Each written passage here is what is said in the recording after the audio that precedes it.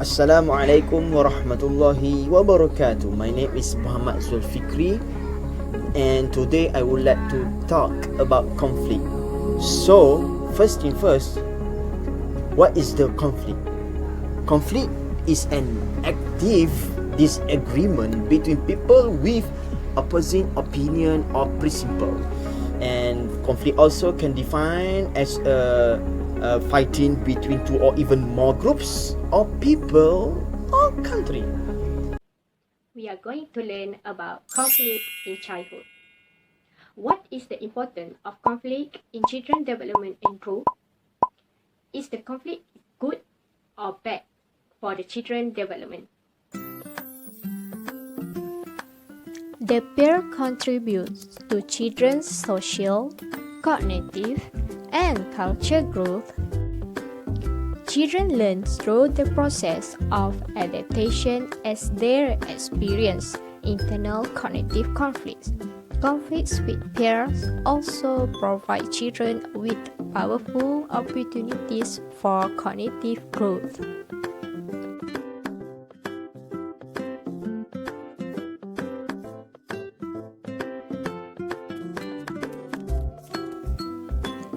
Peer conflict is also described as a means of social organization in children's peer culture, as well as a way to develop social problem-solving skills.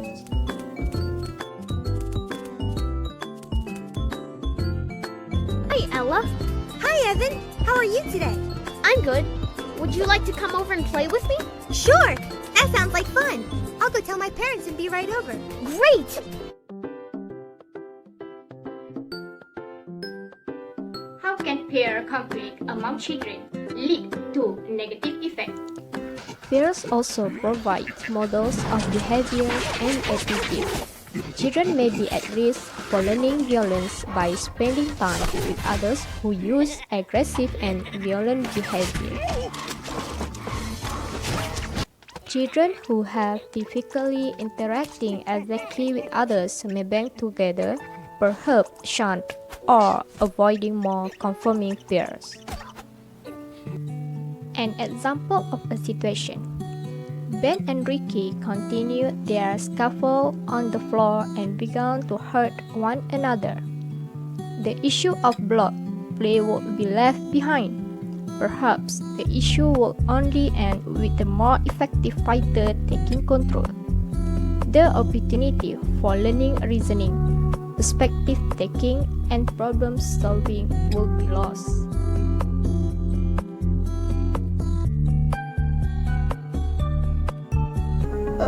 Conflict also can define not only as a fight, battle, or war, but also as a competitive or opposing action of incompatible or a mental struggle resulting from incompatible or opposite needs, drive, wishes, or external or internal demand.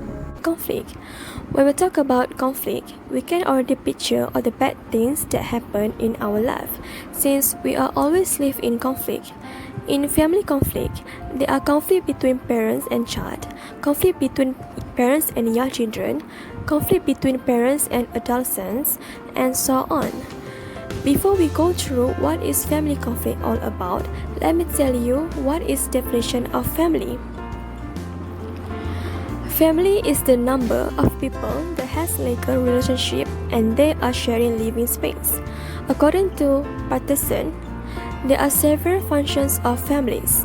First, membership and family formation. Second, economic support. Third, nurturance, education and socialization. And fourth, protection of vulnerable members.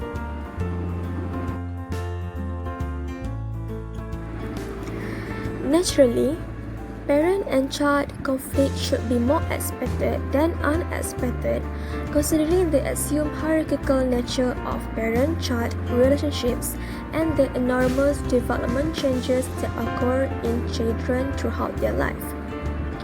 Conflicts interactions between parents and children reflect relational dynamics, development processes, and cultural expectations. Conflict between parents and young children. Much of research concerning conflict between parents and young children includes samples of children who are roughly between 2 and 4 years old. This development stage represents a time of increased linguistic and cognitive skills, essentially providing the communicative tools with which young children can engage in conflict with their parents. Conflict in the toddler years is quite frequent. Researchers often finding that parent-toddler conflicts occur on average between 3.5 and 15 times an hour. However, mother and toddler dyads in one recent study averaged 20 to 25 conflicts per hour in laboratory and home contexts, with tremendous variability in frequency from 5 to 55 conflicts per hour. Conflict of adolescent in the family.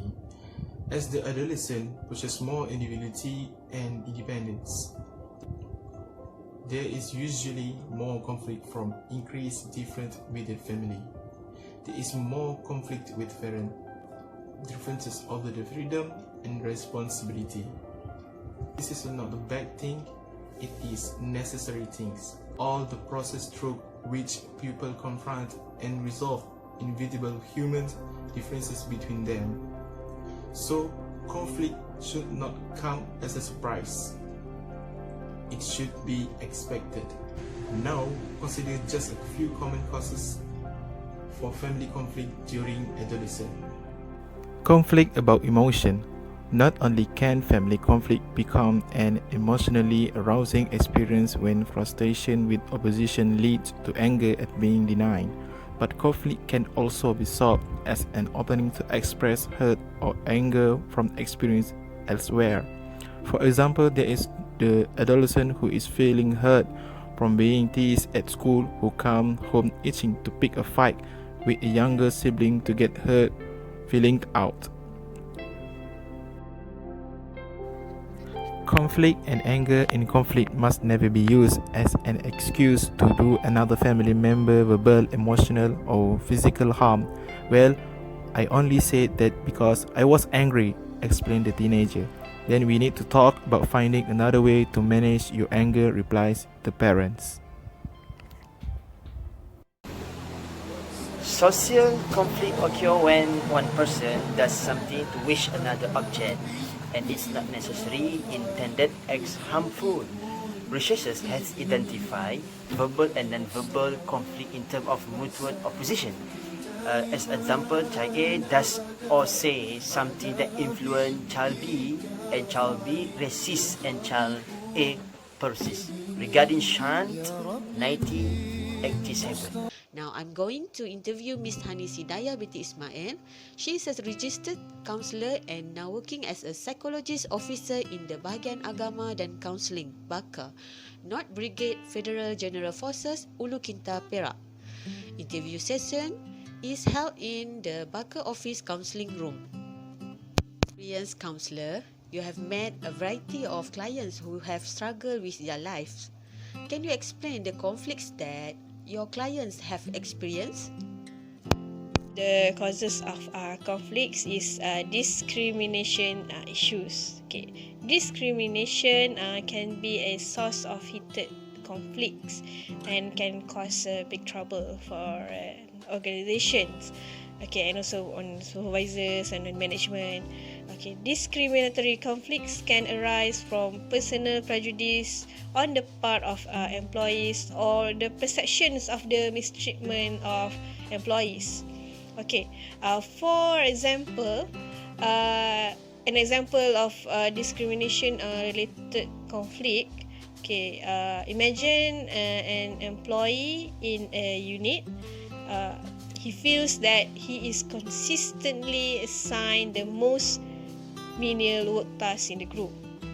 Okay, so this employee, he may begin to harbor resentment against his co-workers and his supervisor, and eventually he will lash out through decreased productivity or outright verbal conflicts. with the team members or with his supervisor. So to resolve this issue, the manager or the supervisor could sit down with the whole team and try to discuss the way that the job task should be assigned, and making some changes that's necessary to ensure that the tasks are divided equally. Resolving conflict. People may find it difficult to work together because there is different values and interests. Conflict that is not properly handled can cause negative effect. However, well-managed conflict can help to solve issues. It can create new opportunities for discussion and good relationships among members. Generally, there are 3 simple ways or skills on resolving conflict. The first one is emotional intelligence. Emotional intelligence is the ability to understand one's own feeling and those of others. People who have high emotional intelligence are good at identifying the needs of others. A few ways they do this are being adaptable, being analytical, compromising, showing curiosity, forgiving, helping others, showing respect, and being optimistic. The second one is empathy. Empathy means feeling what others feel. It means the ability to see a situation from someone else's viewpoint and to understand their needs. Empathy is critical to effective conflict management. Some are naturally more empathic than others, but empathy can be developed. Hallmarks of empathy include asking for feedback, building trust, handling difficult people, and understanding different viewpoints.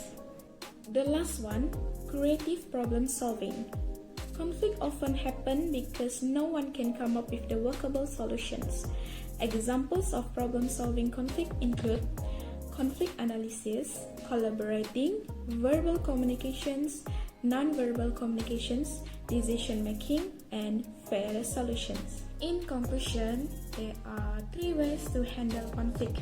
The first one, emotional intelligence, and then empathy, and the last one, creative problem solving.